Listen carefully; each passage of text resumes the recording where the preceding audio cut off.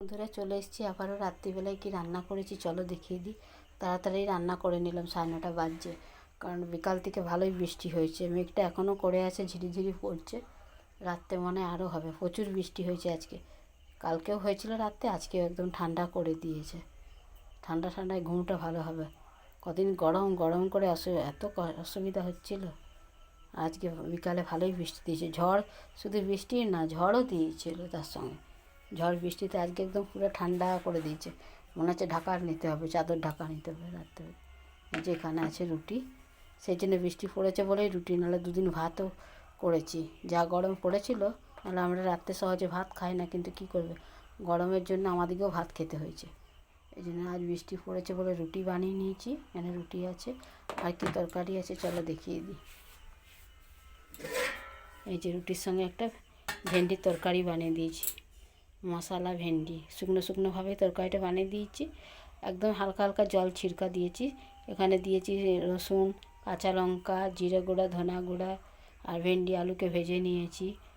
হলুদ, নুন, লঙ্কা যা লাগে, একটু সামান্য মিষ্টিও দিয়েছি, টমেটো দিয়েছি। দিয়ে ঝাল ঝাল করে শুকনো শুকনো তরকারিটা বানিয়ে নিয়েছি। রুটি দিয়ে শুকনো শুকনো তরকারি খেতে ভালো লাগে।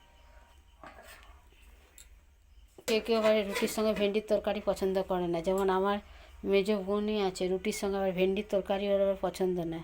ভেন্ডি আর রুটি দেখলে ওর গা জ্বলে যায়।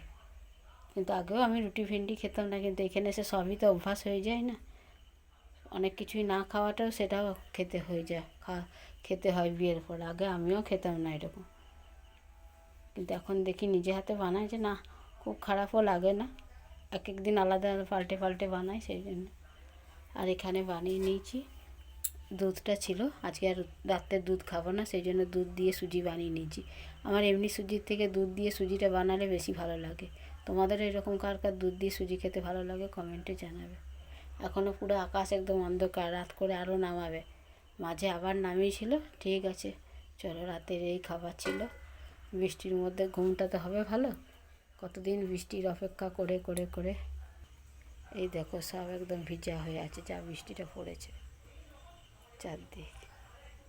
এখন একটু বন্ধ হয়েছে। ঠিক আছে চলো।